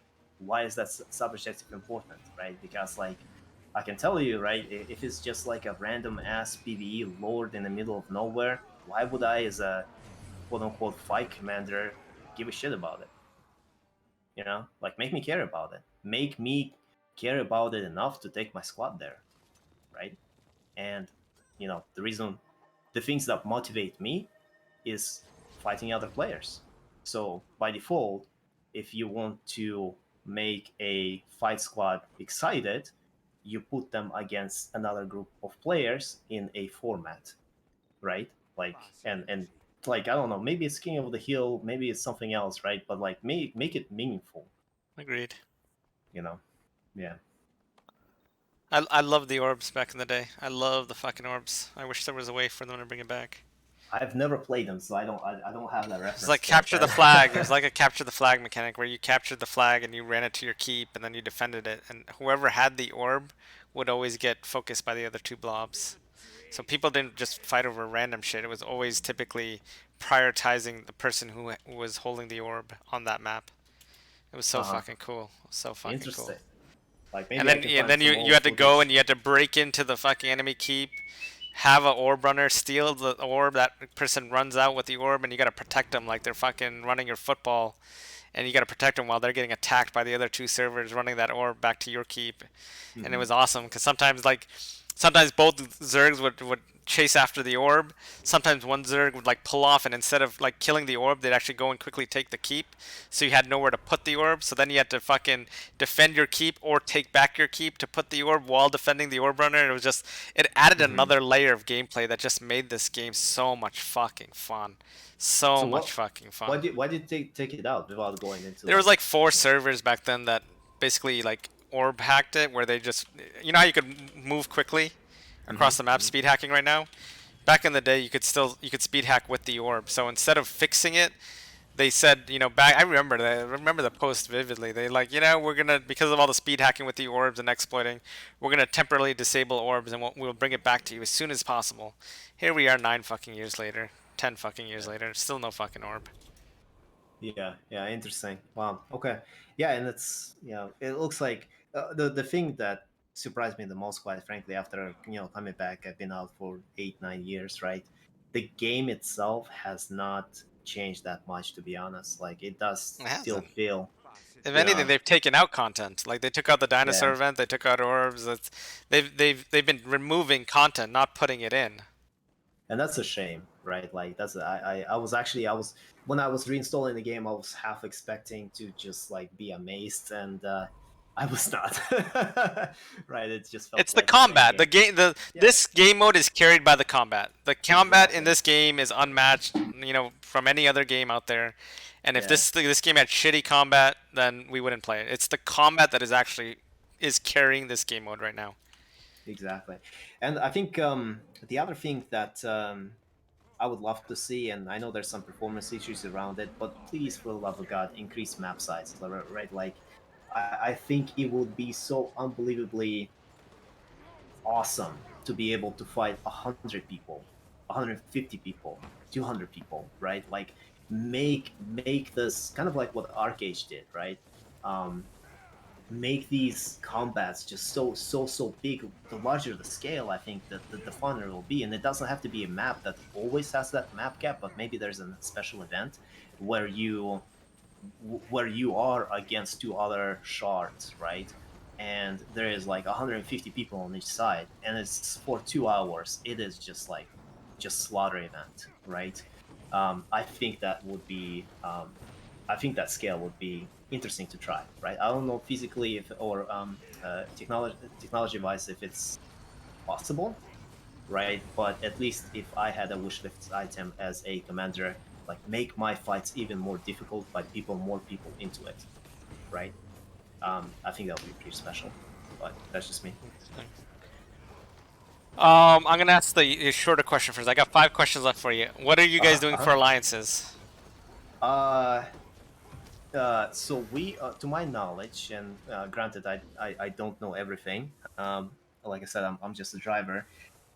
We are not doing anything special, right? And what we are doing is we're focusing on ourselves and expecting to everything else to sort out this way, right? So Okay. what I mean So by you're that, gonna basically take all 500 spots, basically.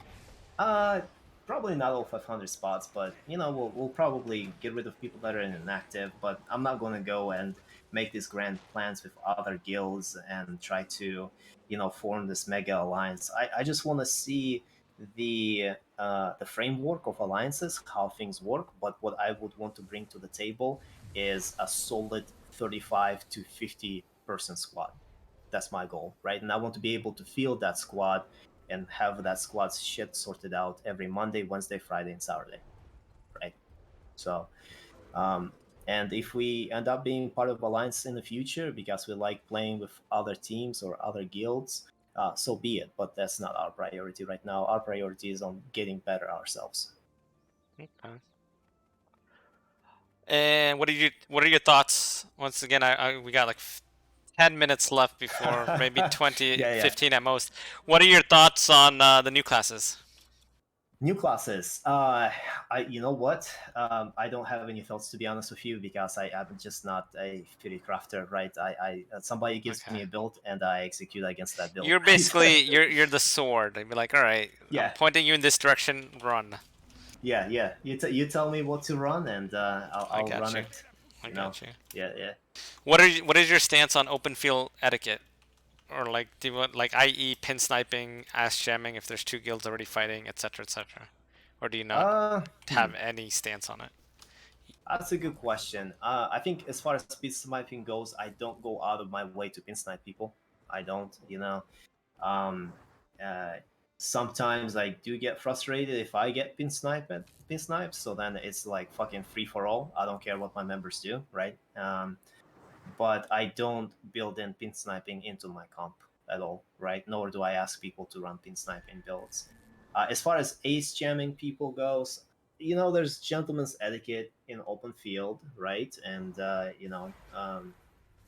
maybe we'll send some whispers back and forth and just have a gentleman's shake to do fights one at a time. I think I've done that with you, maybe, or maybe it was with Lux previously.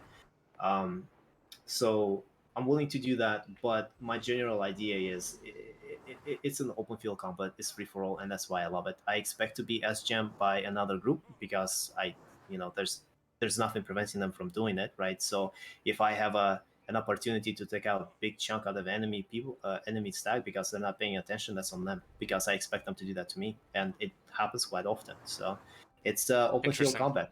Yeah, Interesting. Okay. yeah.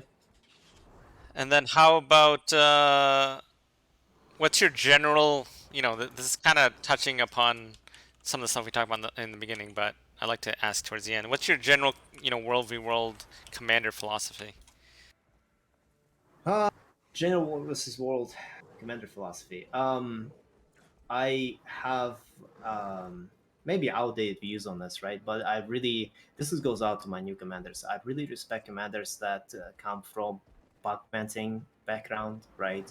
It takes a special person to be able to tag up and try to organize an unorganized group of people that you don't know. So I favor heavily people that are willing to tag up on their free time and make a difference, right? We do have a lot of opportunities for new commanders to drive Jade and learn how to command Jade. What I expect them to do, and maybe this is too harsh, but before they get to that point, I expect them to do their homework.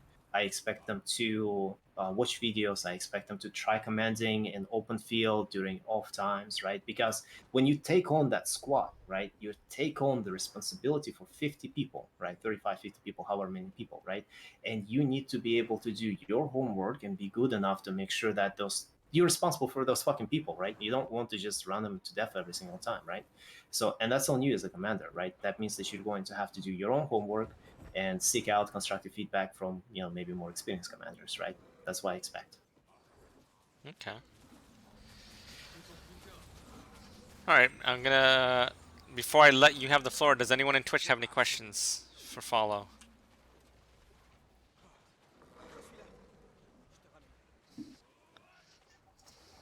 Any questions at all? We covered a lot, but does Yeah, anyone yeah, have we any did. questions? Yeah, I think people are excited for resets too, so we gotta get that going, right? But No questions. So here's why what I'll leave you. I'll give you the floor. Actually, before I give you the floor and end it, uh-huh. if and Jade is recruiting, correct? Yeah, we are. Do you want to post your Discord and or whatever in the Twitch? And how can people join Jade if they want to join? Let me grab the Discord link here really quick. But as far as how they can join, Plug the guild. How can they join? Who are you looking for? What classes, etc. it's open recruitment, so I don't. We don't really discriminate against any classes. What we do ask you is do three basic things, right? Don't be an asshole 100% of the time. Keep it under 50. That's the rule that applies for everyone, right? 150. Like Okay. I Okay. don't care who you are. You could be my top DPS. Just don't be a dick about it, right? Um, Second, run meta builds. We've covered the importance of running meta builds.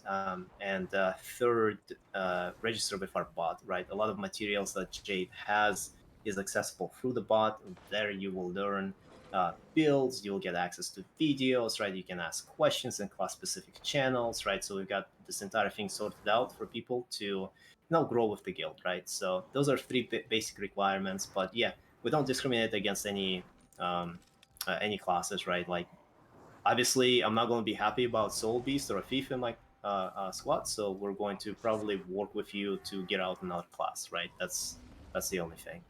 So, Okay. And someone will post the Discord link for those that want to join. yeah, if a couple of I presume some Jade people are in the chat, can you please help me out? We'll start Discord in the chat. I appreciate it. Thank you. And I'll leave you the floor. Last word is yours, my friend. Yeah, no, it's this has been great. I didn't expect to be invited, Intel, so I appreciate your time, man. That's Why been a why why blast. did you expect to be invited? I don't look, man. It's I I'm didn't. talking to anyone. Listen to me. Anyone that commands or puts in the effort has my respect. It doesn't matter who you are. Like you have, if you're a commander, you're willing to like at least be an open tag commander some of the time. You have my fucking respect. I mean, that takes a lot of effort, takes a lot of work. It's not easy. I'm surprised that you didn't think I'd ask you. I'm asking like everyone is welcome. Yeah, I think these things. This is my opinion. I'm just trying to get a different perspective to share to kind of create exposure for World v World. Create let people learn about different commanders, why they command, how they command. Why they do what they do, who they are, who their guilds are. It kind of gives a different perspective. Maybe I, we look at each other with respect rather than looking at each other like with some toxicity that is just been degenerate in this fucking game. Maybe you'll see, hey, that other person on the other side is a human fucking being too. yeah, Maybe they're a nice person. So what if you fucking lose to them a lot? It's yeah. not the end of the Word. fucking world. Yeah, I think I'll leave you with that. I think this is a great initiative, and I hope that two things happen: that you keep this initiative going, because I do think that it shows the other side of World versus World community, which is not often seen unless you proactively engage other communities, right? And then second, I really, really do hope that Arena Night has some takeaways from these conversations. I know, probably some of these conversations are pretty long, but please, please, please listen to your player base. Obviously we play this game for a reason, and we want nothing more than making this game more successful. So we have more things to fight, right? So those are my two final things. I think those are two amazing final points to end on because they're both fucking huge points. I think one deals with the World World community as ourselves, and the other one deals with the World World community in ANET. Yeah, yeah, exactly. I couldn't have put All it right. better myself. I appreciate your time, especially this close to reset. Thank you so much, Follow, for hanging with me. Thank you so much for taking your time and being part of this conversation. You're the seventh commander out there to take his or her time and speak to us. I have an entire lineup. I have enough commanders lined up for the next 2.5 months.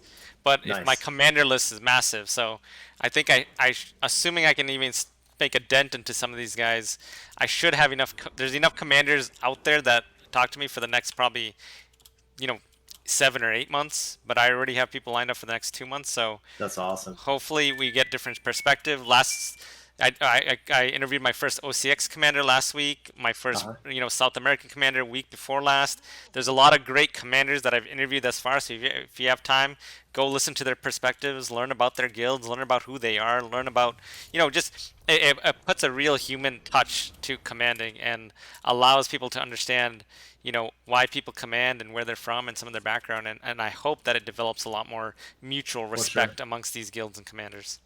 Yeah, yeah, for sure. No, that's great. That would be awesome, and it would be fun to meet other commanders too, right? Obviously, we see each other as like red dots on the mini map, right? But like you said, there's a human being behind that red dot. Yeah. So So what I'm doing towards the holidays, this is gonna be the week before Christmas. I'm gonna get all the commanders I interviewed up to that point and do a round table. So if you're down for that, I would love to have you back on for when we do the round table, so that you can sit around, with all the other. There'll probably be like 10 or 11 commanders by that point, and we'll just shoot the shit. Maybe talk about certain fights we've had one against one another, talk about different things, and just have a really respectful, larger discussion because I don't think that's ever been done where like that many commanders are sitting at the table just talking about commanding. yeah, for sure. And it's going to be hard to please everybody, but at the end of the day, I think if we focus on topics that are aimed at making World versus World a better experience for new players, I think that would be pretty powerful, because that's what's like really comes down uh, for me, right? Like making this game more accessible to new players, making sure that we've got enough blood flow to account for the attrition, people getting old, getting busy with real life, right, and just doing other shit, right? Like, I really hope that this game grows, right? And if ArenaNet helps us achieve that, because right now I think there's a lot of pressure on commanders and communities themselves to keep this thing going. If ArenaNet just helps us a little bit, that would be awesome, right? Because like I said, for 9 years, it feels like the same game. Some class changes, some class balances, but it feels like the same fucking game, right? So, I agree with you 100%. all right, my man. All right, brother, thank you so much for your time. I truly appreciate you. You have All right, a great reset. Good luck out there, and good hunting. you too, brother. Bye. All right, take care.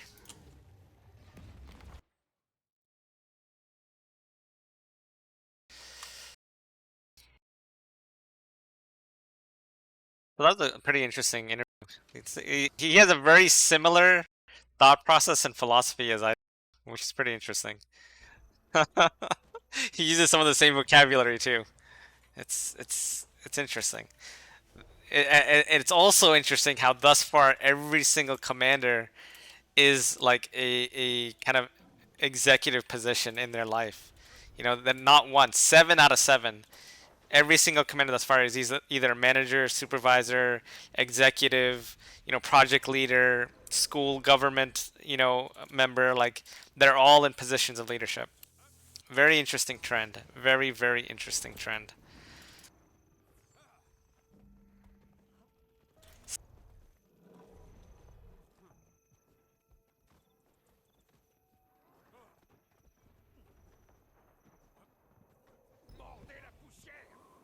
Yeah, definitely.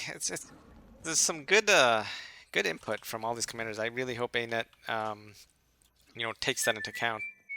I didn't get to thank everybody that followed and subbed. I didn't want to interrupt him or talk over him, so I didn't do it. But I'm gonna take really really quick. I'm gonna do it now.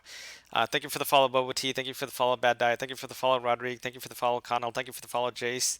Thank you for the sub, Brian. Thank you for the sub, Alternative. Thank you for the sub, Kasperi. Thank you for the follow, Nice Juice Dude. Thank you for the follow, Ghostface.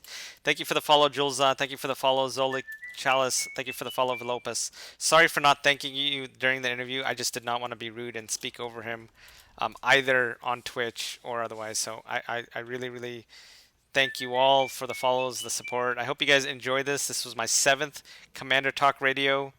Um, I have enough commanders lined up for the, like I said, for the next 2.5 months. But if you're a commander out there and you're down to come on the show and talk about yourself, talk about your guild, talk about some of the issues with the World v World community, reach out to me. If you're in a guild and you'd like to see your commander on the show, reach out to me. Have them reach out to me.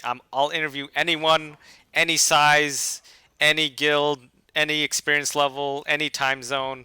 I really want to develop a very deep, comprehensive perspective, not only for ourselves as a World v World community, but also for ANET. If ANET hears the issues that World v World commanders face firsthand in one place, I think it'll go far in regards to what they should and can be doing for us, into the future. Not just now, but into the future. So if you're a commander out there and you want to, come on the show, just reach out to me. Even if you don't like me, you don't have to like me to if I can come on the show and talk about the game, right?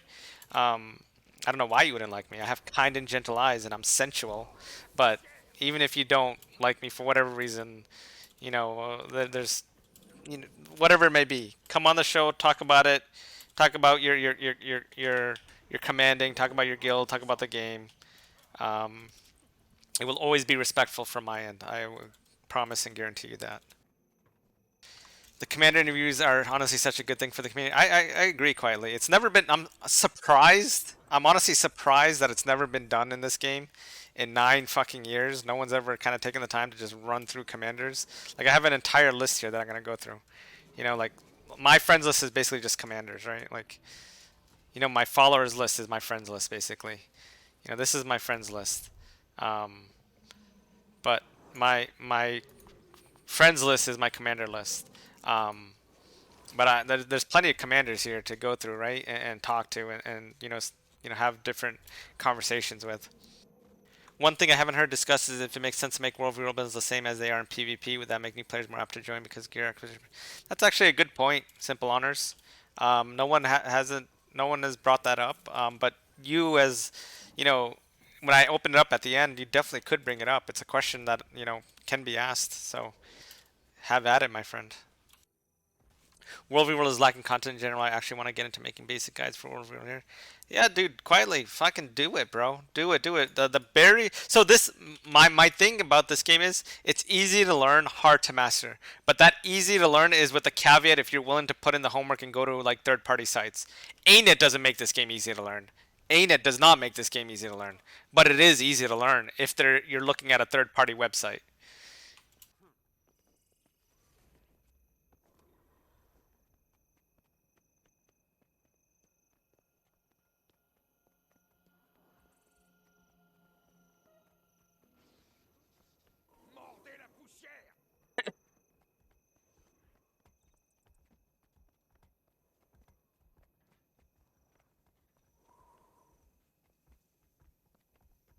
But anyways, I have to set up for reset, my friends. I appreciate you all. I mean, I could stream reset if you guys want to hang. It's up to you guys. I don't know if you want to watch No Downstate. Do you guys want to watch No Downstate? I feel like No Downstate's gonna be boring. What's up, Zubus? As a new player, I wish it was like SPVP. No gear grind would be a lot more enjoyable to work with classes without the headache. I mean, that's a fair point, Inertia. I feel like when people look at him, are you the right one? I agree with you quietly. That's a very good point. Um,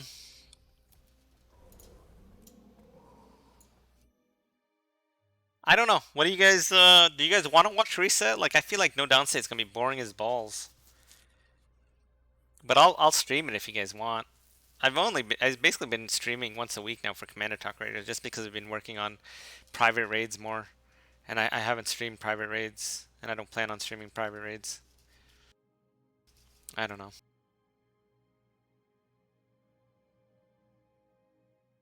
They should make simple honors. They should actually make it so. And the idea that I had is that they should actually make a vendor at every zone in on every map that just gives out free yellow gear. Free. Fuck it. At this point, give out free exotic gear. You can't sell it, you can't salvage it, but give out free exotic gear of every stat. Who gives a fuck? Right? Who gives a fuck? Give out free exotic gear of every stat out there so that players can play with the gear, learn new builds, learn new specs, try out and test out shit. Like, who really gives a shit at this point? Just give out free exotic gear at the zone in, and then if they really want to min max it, they find the build and stats that they love, they can go build the Ascended set.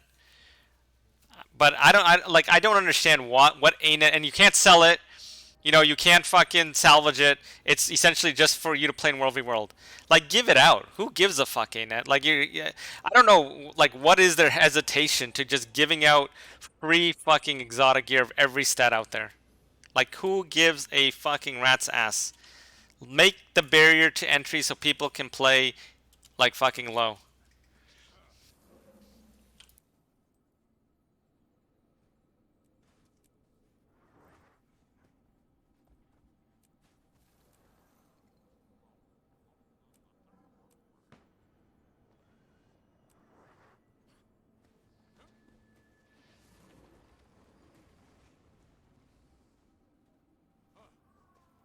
Have you been contemplating coming over to DR the past week? I mean, we run regularly. We get a lot of fights, but that's just us. The market would probably explode. No, I mean it's worthless. Thank you for the follow, Quadi TTV. Thank you for the follow, Akandar. I appreciate it. I mean, it's worthless gear, right? Like you can only use it in World v World. You can't use it outside of World v World. Who gives a shit? Make it World v World only, and just have at it. Or if they can't do it where they can't make it World v World, give out free yellow gear. Who gives a shit? Free yellow gear is nothing, even in PvE. Give out free stat selectable yellow gear in World v World. Whatever. It's not gonna be. It's not gonna break anything in fucking PvE.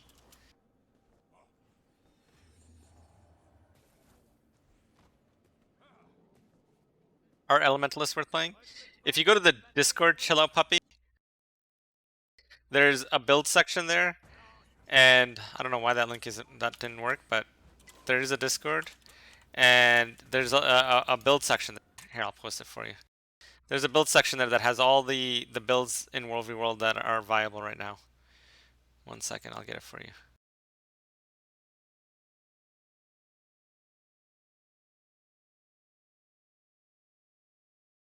There it is.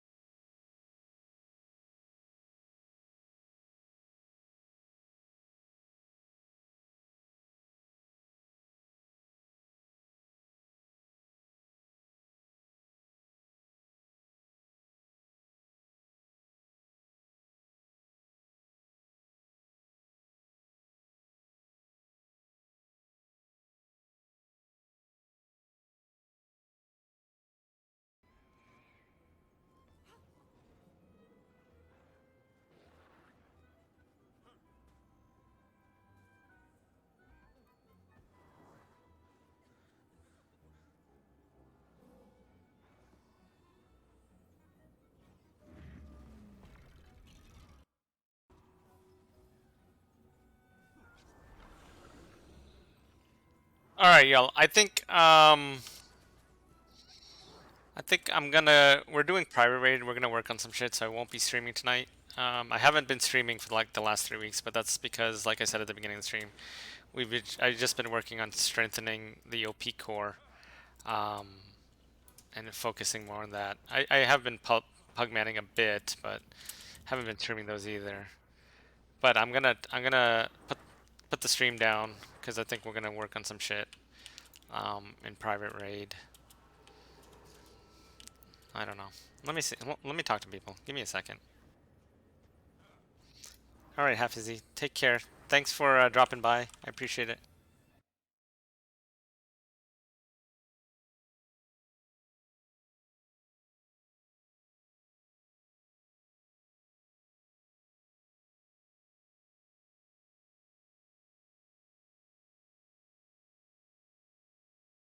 Yeah, we won't be streaming. So, uh,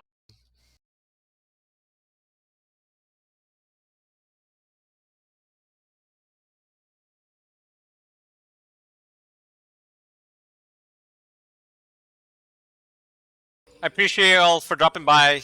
Thanks for being here. Next week's interview is gonna be interesting.